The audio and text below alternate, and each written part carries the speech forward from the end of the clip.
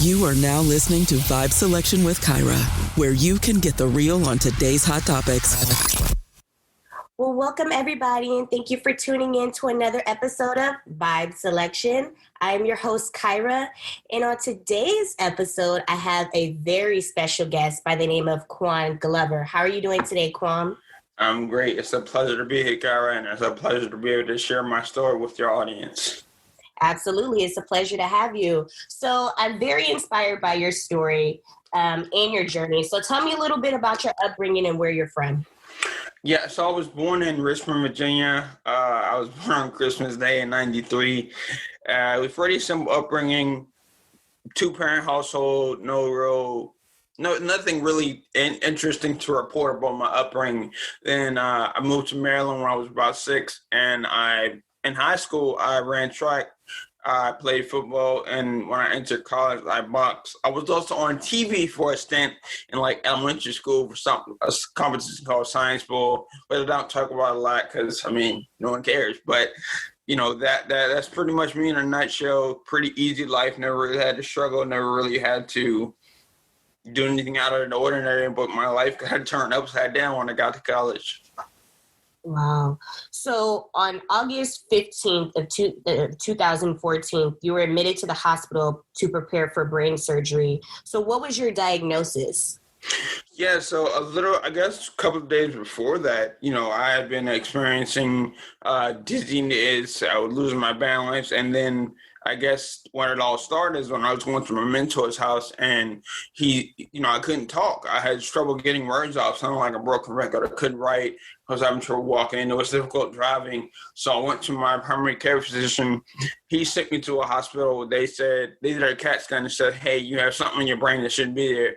And I'm like, okay, get it out. And then they sent me to another hospital, and they did an MRI, and they said it's something called a cavernous malformation, which is a group of blood vessels that's set and coagulated, I guess, if you want to call it, on my brainstem, which is why I was affecting my motor symptoms. And again, I'm at 20 years old at the time. I'm just like, I don't know any of that means. So if you could just fix this, that'd be great. And then they sent me home to monitor. And then I came back when I got worse. And that's when they decided to go ahead and operate on August 15, 2014. Wow.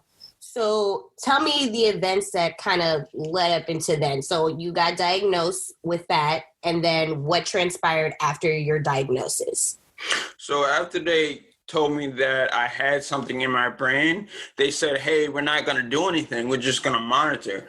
So I went home this might have been a week before surgery, and I went home maybe a couple of days even, and I was just sitting home kind of resting and kind of monitoring, and then one day, I got up and it's like my vision went blurred and my balance was really off, and then my dad drove me to the hospital. So there was no big long period in between the monitoring at home and the surgery. It was pretty much in the span of a week, I was right back in the hospital.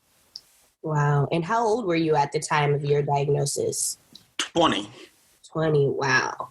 So right after that, so you got the surgery, and then from there you went on to have 3 more brain surgeries, then a stroke. What effects did this surgery have on you in particular? This surgery, nothing. I was still limited in my movements and things like that as my body was recovering. But after the surgery, a week later, I went right back to school. So it wasn't physically demanding. But I should have taken a lot of time off to let my brain heal, but I didn't because I was 20 and I wanted to get back to school. And as a result, I was in school maybe up until I got out of surgery the 15th. I went back to school sometime on the 20th, and then I had a stroke after being in school for a month. And I was right back in the hospital. So I had the surgery August 15th, and I had the stroke September 18th. So I was right back in the hospital. So it wasn't too long before my body was like, all right, bro, you need to get back in the hospital and get your stuff together. But the stroke, again, was really debilitating for me, being athletic my whole life, having one side of your body, which was your dominant side, not react or act in a way that you're used to or accustomed to. I think that was where some of the, when life humbles you, it really humbles you. And that was a really humbling experience. Yeah, absolutely. I mean, that's a very traumatic thing to happen to someone, especially being so young like yourself at that point in time. And like you said, you are a very athletic person, and this is something that is very debilitating and takes time to heal. So with all of this, how is your family dealing with all of your health concerns? At the time, they were concerned and, frustrated that it hadn't been fit. Like the second and third time when I had the surgery, they were just like, my mom was extremely worried and my dad was kind of frustrated that this hadn't been fixed already. And, people just rallied around me and did the best they could do. I didn't see a lot of what they were going through because I was constantly battling. But from what I could see, they were just doing the best they can with it. And my friends and family and loved ones. And, for the majority of the first two surgeries, it wasn't a big crowd of people around me. We pretty much handled it in-house. But it wasn't until the third surgery that we got the community involved and started to GoFundMe and raised a lot of money and raised awareness and started selling T-shirts and stuff like that. And the GoFundMe really picked up. But it was a lot in between that. There were a lot of people think that the surgeries were the hardest part, and actually it's the aftermath and what will you do with your life then once you're struggling with physical recovery, but you're really dealing with the mental and emotional aspects as well. Yeah, absolutely. So how long were you hospitalized for the condition? For the first surgery, again, I was up in a week. For the stroke, I was in there for like a month. Second surgery, I was in there for like a week. Then I was recovering at home for that fall semester, which is fall 2015, so about 4 months. And then for the last surgery, I was out of school by then. So I was in the hospital, at the surgery hospital for like a month or 3 weeks, and then another 3 weeks or a month at the rehab facility. And then it took, I'm still recovering from the third surgery every day. So it's an ongoing recovery process because the mental, emotional, spiritual scars don't really go away. And I still have some physical deficits that I'm dealing with. So it's an ongoing recovery. Every day I'm getting better. Every day I'm getting wiser. Every day I'm getting more in tune with who I am and my body. So it's an ongoing battle, but I fight it every day. Yeah, absolutely. You're very resilient and strong, and that's awesome. So because you were undergoing so many surgeries, you say you eventually fell into a depression and you suffered from certain suicidal thoughts and were battling an opioid addiction. What were your feelings at that point in time in your life, and how did you overcome that adversity that you were facing?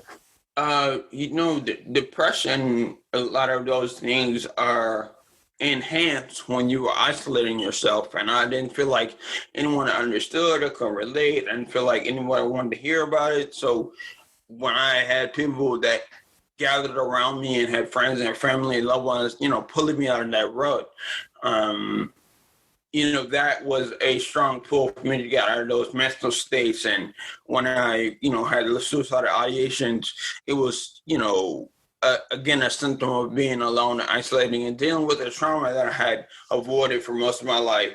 But as far as the opioid addiction, that was another tactic I used to separate myself from my current reality. And, I overindulged on things that I had no business taking, prescription drugs, cough syrup, things like that. But I just realized one day, in order to, get over and face all the issues that I had become a part of my life, I could not continue to avoid them using the drugs to separate myself. So I just quit them cold turkey and made a decision that I was going to face everything head on. It was a difficult decision to make and a difficult battle to fight, but I did it. And, I want to sit you honest, it's not every day that you kick something cold turkey, and your story doesn't have to be tragic, but you are going to face things in your life that only you are equipped for. And this was my fight. And, it took a little while, it took some time, it took some therapy, some deep work, some understanding, some self-reliance, some self-understanding, but at the end of the day, I had to face the person I saw in the mirror and get out of my head the negative narratives that I created for myself that were keeping me in victimhood. And I wanted to be the ultimate hero in my own story, so I had to become a victor in my life.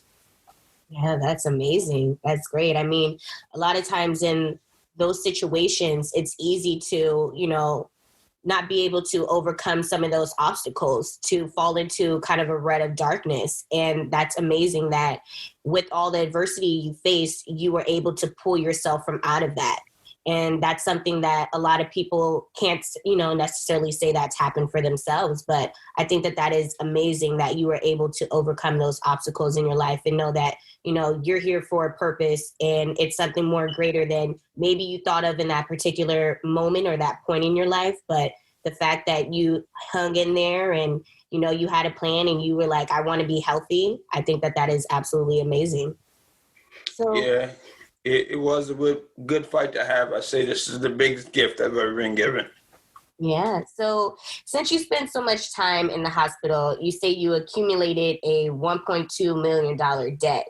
So what resources were you able to get in that particular time in order to help you pay off that debt from all the hospital? Well, my grandma always say you can't get water out of a turnip. So when I looked at that bill, I was just like, I don't have $1,002,000. You can charge them all you want. You ain't getting the money. And one thing a lot of people don't realize is this. The only resource I really tapped into was like just being annoying, being a net, being harassing essentially the healthcare system. I'm on the phone with insurance every day, and they're like, you just called yesterday, nothing has changed. Yeah, I know. I'm gonna call again tomorrow too. And then just keep doing that and keep doing that, and eventually just like, oh well, we gotta give them something to get them off our back. And it was serendipitous to all three doctors that I consulted with came together at a medical conference and decided on a doctor, that was best for me. And because of that, insurance started chipping and cover a lot of bills. And we were able to refute a lot of claims that they made. And just being persistent, persisting until something happened. And eventually they started knocking the bills out the way. And I was able to use the GoFundMe money that I accumulated for their medical costs, like medical equipment, therapy, things of that nature. But it just took never-ending persistence. And I never once felt like it was not doable. I don't know where it came from, but I just knew, like, if I kept doing this, they're going to eventually take care of this. Mm-hmm.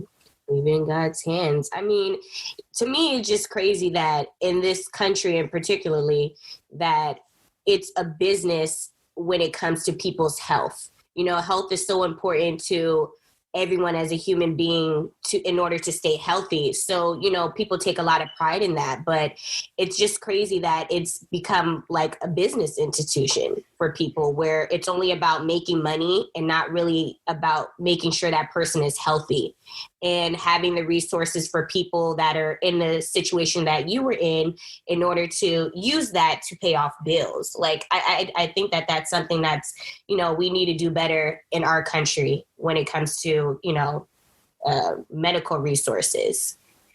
I mean, you look at the culture that's infatuate people with the individuality, the individualism versus the community and that group help. Why should I have to pay more taxes? Why should I have to pay more taxes for that person that's sick? Versus a community-based society where, like, we do all this, we pay our taxes of more money for the greater good. So it's just about American culture, and that's kind of what separates us. And everything is about the bottom dollar in this country. And if you can make $1 off of it, why not? So it means a number of things. When you look at the healthcare system charts, the rankings, we're usually down at the bottom. So I wasn't surprised. I just never thought it would be me. Yeah. Yeah. Well, so with all that you've overcome, how has your life changed for the better over these past couple of years? I would say that I am an open book. Like, I like to say that vulnerability is my superpower, empathy is my weapon of choice, and my story is my fuel source. And now I don't feel any shame, or I don't feel like I need to hide my journey. I feel like my journey was given to me not for my benefit, but for me to have this story to share with other people, like the people that are listening right now, to give them inspiration, to give them hope that you may not have almost died, or your story may not be tragic, or it could be worse than mine. but there is a light at the end of the tunnel, and that is my purpose now. I feel like I have a real purpose to bridge the gap between the darkness and that silver lining, that darkness and the light at the end of the tunnel, to again take you out of that victimhood mentality and bring you into victory to be the ultimate hero in your story. I feel an overwhelming sense of joy and peace, and I'm not bothered by a lot, and nothing really shocks me, because once you come face to face with a possibility of your mortality, I mean, there's nothing that kind of surpasses that. So again, I just feel like this overwhelming sense of gratitude, calm, peace, serenity, grace, favor, whatever you want to call it. I feel all those things all the time, and it led me to write a book. It led me to start a business. It led me to continually inspire people with my story. So I'm super good, and every day I get better. So that's wonderful. So what keeps you motivated? The fact that I'm starting to really understand that there's power in my story to change lives, to change the world even. You know, when a person reaches out to me, hey, I read your book and it hit me right when I need to, or, you know, what you said on that podcast, or what you did for me or my friend, if it changes your life in some way, my ultimate goal is to live to age 100 and impact a million people on the way. When I find myself really impacting people, and it's oftentimes the people that are not reaching out, it's the people that are just watching, to know that I can have a substantial impact on their life for the better, that's what wakes me up every morning. That's my why, and that's why I do everything that I do. That's amazing. Yeah, so like you mentioned, you wrote a book. It's called Favor: How Stroke, Struggle, and Surgery Helped Me Find My Life's Purpose. Tell me a little bit about the book and where others can grab a copy of it. So the book is available on Amazon in ebook and paperback format. And the book is a really detailed account of my journey thus far. It starts, you know, in my high school career and kind of covers everything up until July 2018. And it, you know, we talked about this opioid addiction, the suicidal ideation, some of the surgeries, but there are things that we didn't cover, and that's what's covered in the book. The nitty-gritty details, the introspective moments I had, the dark times I had, and how I got through them, and what my mindset was and is like and has developed into when I was going through what I was going through. So the book is a deep dive into who I am, or who I was, and what I was on my way to do. You know, I'm going to write another book and another book and another book, and they'll cover different parts of my journey after this book. This book is really about a time in my life where I had to have those 3 brain surgeries and really figure out who I was going to be after it was all said and done. Yeah, so how long did it take you to actually write this book? Yeah, the thing about book writing is you can't even standardize it. So when I first started it, it was July 2018. But I would pick it up and put it down and pick it up and put it down and pick it up and put it down, because I had to relive everything that I've been through on paper in front of me. And that was a really emotionally taxing thing. But I didn't really get serious about it until August of 2019. And it took me about 6 months to finish. August, September, October, November, December, probably about 8 months to really wrap it all up. And I published it in September 4th, 2018. And, you know, that when I completed it, it felt like a moment of catharsis. Like, this is my journey on paper, and now I can put it behind me. I've learned all I need to learn from it. I'm still learning every day. Now I can go out and communicate what I've learned and share it with other people. And I just thought, you know, a book will be one of the best ways to start sharing that story. Yeah, absolutely. That's amazing. So do you still struggle with some of the effects from the surgeries that you've undergone, excuse me? Yeah, so the last surgery actually made it more difficult for me to talk, because I don't feel the muscles on the left side of my face. So I don't really know what's going on over there. Like, muscles still work, but the feeling isn't there. On the left side of my mouth, the feeling isn't there. I still have limited motion on my right side, so not really much dexterity in my hand and my arm on my right side. But I make do, I still be independent. I don't need anything. But there are still some lingering effects, but it just, a lot of times something like this can be an invisible illness when people don't see it right away. So it just reminds me to constantly be in a state of awareness, but also remain present, because, that's the best way for me to operate emotionally, but it's also the safest way for me physically. So there are things that still linger, but again, I just feel great about where I am in my life. That's wonderful. So what advice would you give someone who may be currently facing some of the same challenges that you face and the same health concerns that, you faced in your life? When you think about the word victory, there are two sides to that V. There's one side that's going down, and then there's the other side that's going up. And that's when they say you're either heading on your way to something or you're on your way out. Mm-hmm. And when you get to the bottom of that V, that's your lowest point. And a lot of times people get stuck there and they live in that space, and I call that victimhood. What you want to do, some practical advice is be to get in a different environment, get around a living environment, get around people that care about you, find a community, tap into your resources, but also back to you have to take personal responsibility and make a decision. Am I going to let whatever's happened to me, whatever I'm going through, traumatize me and define me for the rest of my life? Am I going to make a decision to use this as a weapon to propel myself forward, to be an inspiration to others and even myself? You're going to have to look at that person in the mirror and understand this happened to you, but it's not who you are. It is not what's currently happening to you. When you think about something that has happened, your brain has no sense of time. So you're bringing those emotions, feelings, thoughts into the present moment. Find a way to remain present, grounded, and put one foot in front of the other. That should be your next concern, not what happened 10 years ago, or what happened yesterday, or what happens tomorrow, what happens 10 years in the future. Find your peace in the now, and everything will become a lot more clear. And then as you continue your journey, your purpose will become even more clear. Just one foot in front of the other each day. And remember, the darkest night often comes for the brightest morning, and your morning is coming. Just, keep your path going forward, get out of victimhood into victory, and become the ultimate version of yourself so you can be the hero of your story. Wow, that's so powerful and inspiring. Well, I want to thank you so much, Kwam, for joining me on my episode.